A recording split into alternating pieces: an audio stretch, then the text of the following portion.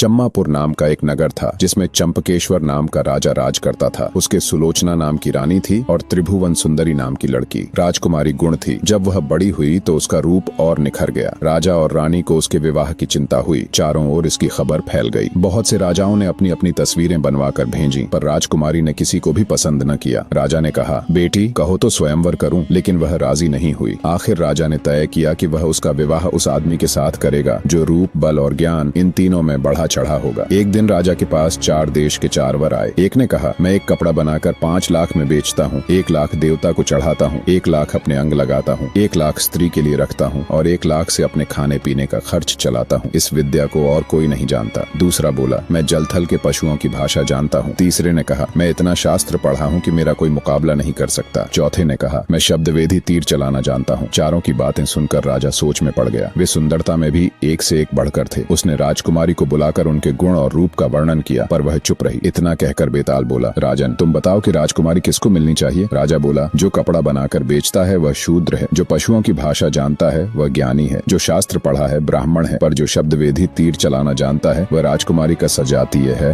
और उसके योग्य है। राजकुमारी उसी को मिलनी चाहिए। राजा के इतना कहते ही बेताल गायब हो गया। राजा बेचारा वापस लौटा और उसे लेकर चला तो उसने 10वीं कहानी सुनाई। पार्ट 30 के लिए हमारे चैनल को सब्सक्राइब करें।